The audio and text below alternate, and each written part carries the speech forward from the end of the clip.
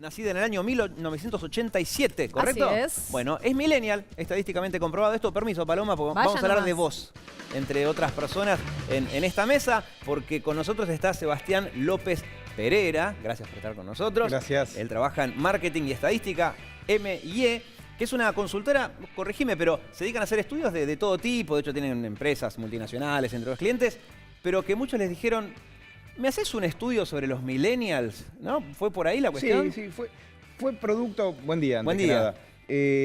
Con muchos clientes hablábamos del tema millennials porque cada vez se dejaron de ser los nenes y pasaron a ser ya personas que trabajan, tienen sus viviendas, consumen. Y hay como un gran mito del millennial, hay como un estereotipo que no lo teníamos medido. Y el pedido de varios clientes, por eso hicimos un estudio que también lo difundimos, fue: vayamos a medir algunas cosas sobre los millennials, y ahí es donde se planteó esta investigación. Era algunos prejuicios que teníamos o que hay en general dando vuelta como un consenso sobre el millennial, Sí. los salimos a medir. Ahora, lo primero acá es, definamos millennial, ¿no? Porque claro, comienzos de siglo, sería año 2000, 2001, etcétera. Millennials eran todos los bebitos, eran chiquititos, pero claro, hoy son personas que tienen entre 20 y 35 años. Sí, ya son adultos jóvenes, digamos, Claro, ¿no? o sea, nacieron entre el 83 y el 99, más o menos, porque tampoco hay una estadística, no se pusieron todos de acuerdo, ¿no? No, Pero no. más o menos del 83 al 99, Exacto. nacidos en ese momento, como Paloma, como Jason Maine, ¿no? Correcto, ¿También? es así. ¿Y cuáles son las 3 conclusiones, por ejemplo, las que llegaron con este estudio? Sí, yo diría, conclusiones frente a los mitos que había.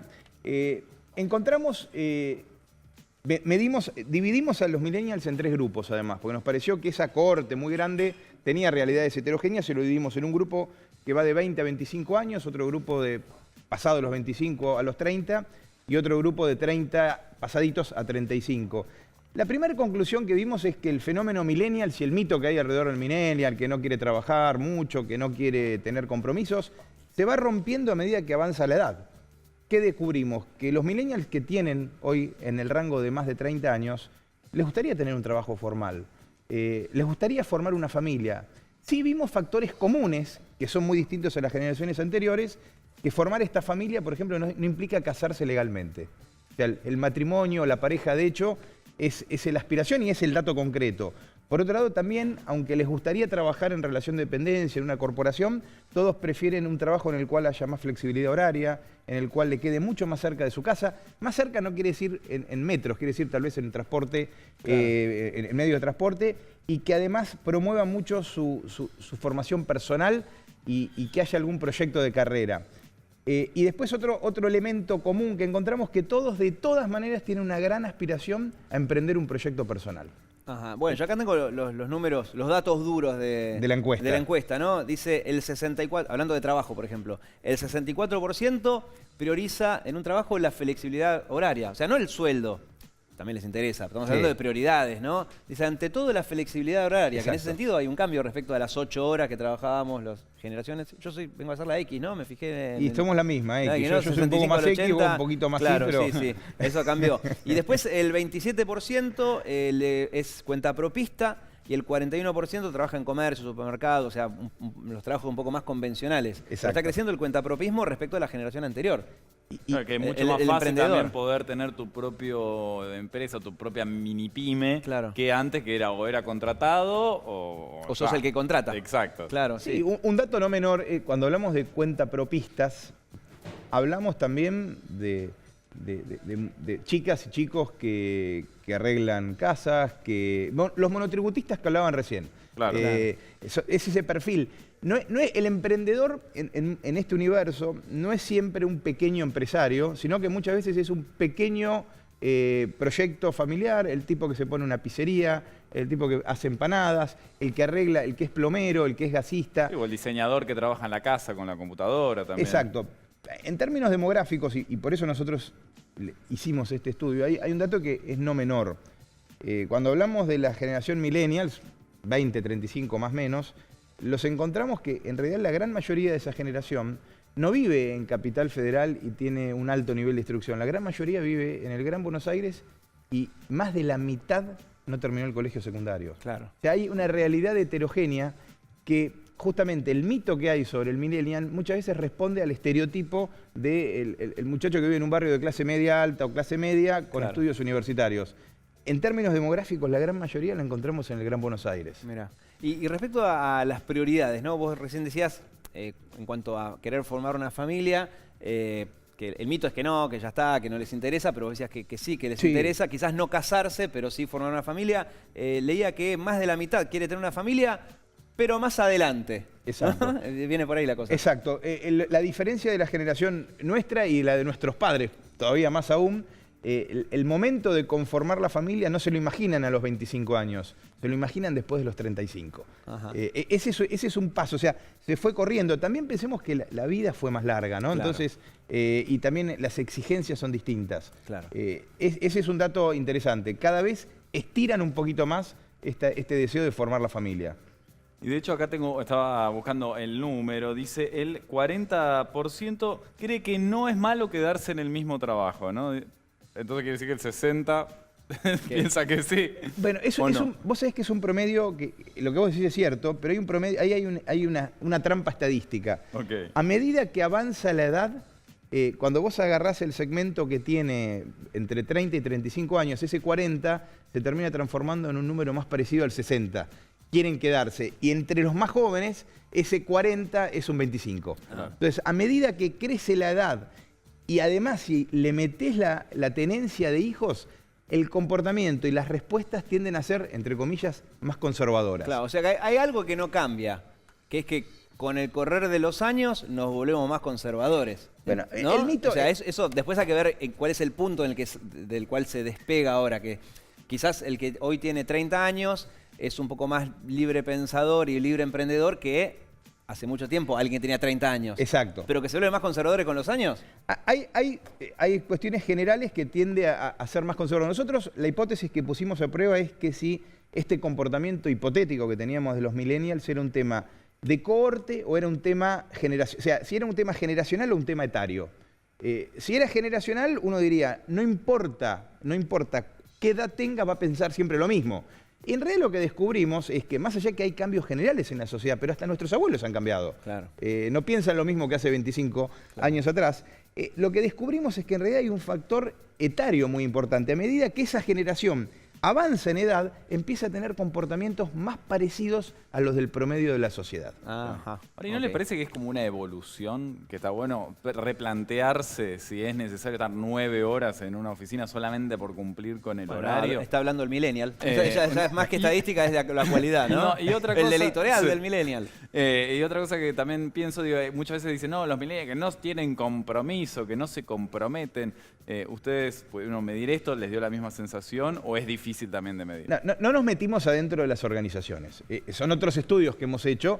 Lo que sí notamos es que a medida que el millennial promedio crece en edad y además sus compromisos personales son mayores, tiende a tener mayor compromiso y mayor demanda de tener un trabajo estable.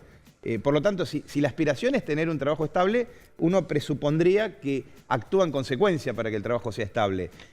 Lo que vos decís, yo lo escucho regularmente y es una crítica más fuerte al segmento 1 de los millennials, que son estos que van de 20 a 25 años. Pero lo que vimos es que a medida que pasen los años, parecería la estadística estar mostrándonos que tiende a tener conductas más, como decías muy bien vos, conservadoras. Claro. Aunque el conservadurismo no tiene nada que ver con el conservadurismo de hace 50 años atrás. Pero sí se está rompiendo el mito de esto de hecho estamos hablando nosotros de millennials y las imágenes que usamos para graficar, porque de alguna forma hay que graficar esto, son chicos tirados en un sillón con el celular. O sea, eso sí, pero no es tan así como uno puede llegar a creerlo. O sea, esta imagen, millennial.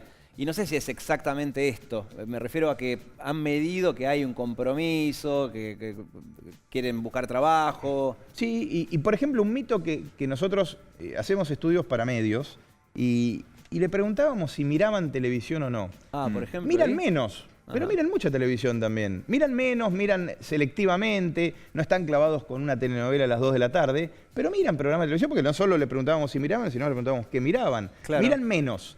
Porque también miran las plataformas digitales, miran otras cosas, pero miran televisión, o sea, era un mito, decir, no miran más tele, no, claro. Miran. El mito que sí se comprobó es que lo van a ver ustedes en el informe que tienen con los datos, la gran mayoría de ellos hace mucho tiempo que no usan el teléfono fijo.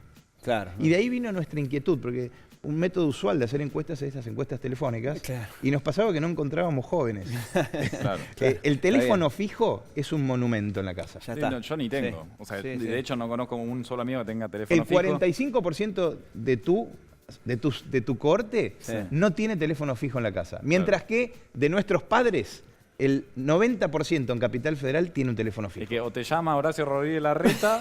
Claro. O para ofrecerte un plan de larga distancia de una O empresa. marketing estadística para hacerte una encuesta. Claro. Sí, sí. O tu mamá. O tu mamá, claro, es eso. Que la Si otra. suena el teléfono es o alguna cosa que ver en una ciudad o tu mamá que Y los padres una te digo empresa. que ya están tendiendo a hablar del celular también. Claro. Sí, Sí. sí. Porque Bueno, está más cómodo, estás sentado y lo tenés ahí seguro. Claro. tengo una anécdota. Yo en mi casa tenía una máquina de escribir, como la compré en el mercado de pulgas y me parecía simpático, como un adorno. Ah, ¿no? Una máquina pensé que- Y el no la próximo llegué adorno a es el usar. teléfono. No la llegué a Escribiendo usar. WhatsApp. No, y una vez llegó un chico que tenía en ese momento 9 años, un amigo de mi hijo, y dijo, ¿y eso qué es? Es una máquina de escribir, vos no la conociste, pero se usa así, vos apretás las teclas, y fascinado el chico porque yo apretaba la A y se imprimía. Claro, era ¿no? una Se impresión imprimía la A. automática, Y muy gracioso porque en un momento había al lado del teclado una barra, no sé para qué era, pero un poco más gruesa, y me decía, ¿ese es el Enter?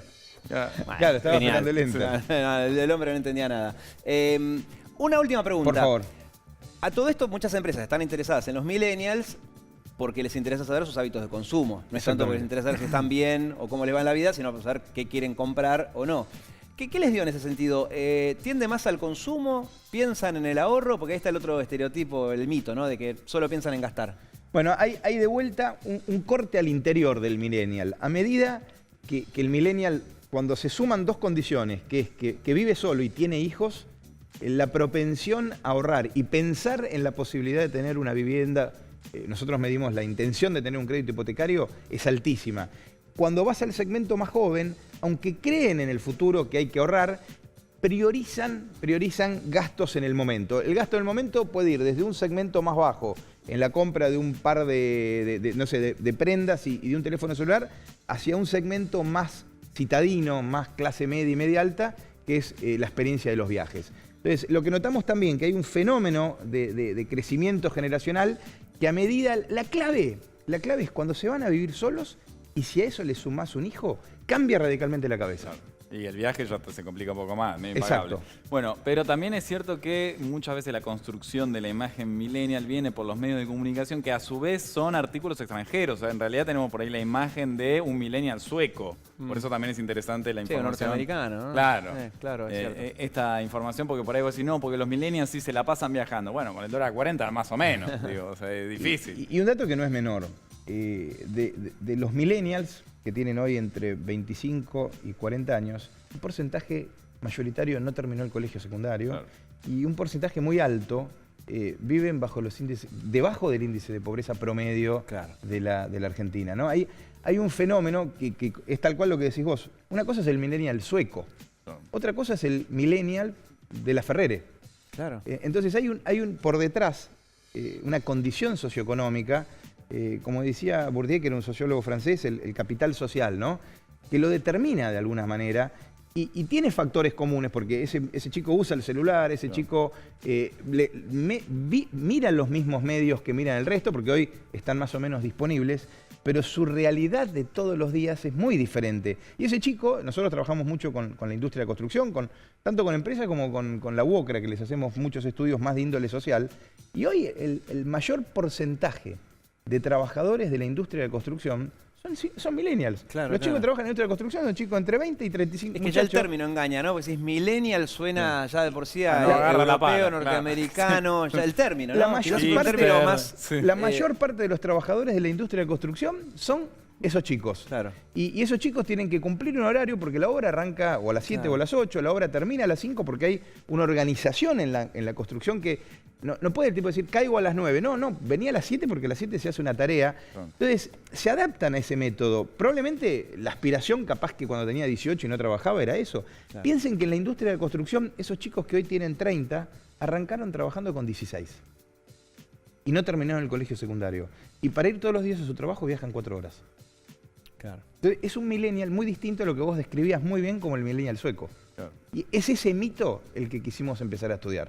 Porque si no nos quedamos con un millennial que va a los bares de Palermo nada más. Claro. En términos poblacionales esos no llegan a ser el 15%. Clarísimo. Cuando hablamos del millennial estereotipado, hablamos como máximo de un 20%. Hay un 80% que están escondidos y son totalmente distintos. Bueno, son los que estamos conociendo gracias a estudios como Por favor. el que han hecho. Gracias, Sebastián. Bueno, gracias a ustedes. Un placer conversar con vos. Bárbaro.